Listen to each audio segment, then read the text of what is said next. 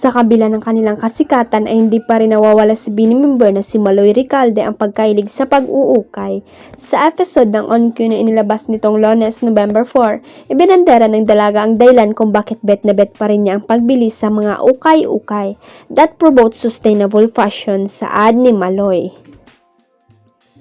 Dagdag pa niya, gusto raw kasi niya ang mga unique outfits. Vintage, ganun, tapos kakaiba, yung parang akala mo normal shirt tas biglang may lace sa baba. Lad pa ni Maloy. Chika pa niya parang maraming surprises sa tuwing nag-uukay siya. Yung parang ang daming surprises, parang ang daming texture na hindi mo siya makikita sa mall or sa online. So I love ukay, proud na sabi ni Maloy. Mukhang sumagot ang aktres na si Cyril Manabat sa isang basher.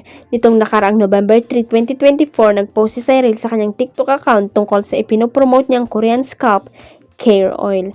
Ayon kay Cyril, dapat maganda raw ang buhok dahil ito ang unang nakikita sa isang tao, pero iba naman ang tinumbok ng isang netizen na una raw nakikita kay Cyril. Wala mang direktang tinukoy ang netizen, mahihinuang ibang parte ng katawan ng aktres ang unang napapansin dito, ang malusog nitong dibdib. Ayon sa netizen, buhok ba talaga unang-una nakikita sa'yo? Negets ni Cyril ang malisyosong komintong ito, kaya buwelta niya, sa ugali ko na nga lang babawi sa katangahan mo pa, pinakita kung sino ka. Kunwari ay sumagot ng sad emoji ang nasabing basher. Saad naman ng isa pang basher, haha, pikon ka naman, retokada ka. Hindi na ito sinagot ni Cyril. Sa kabilang banda, natuwa naman si Cyril sa isang komento na isang follower niya. Ayon dito, yung mata po halatang hardworking girl ka talaga, pahinga din idol para lalong kumanda.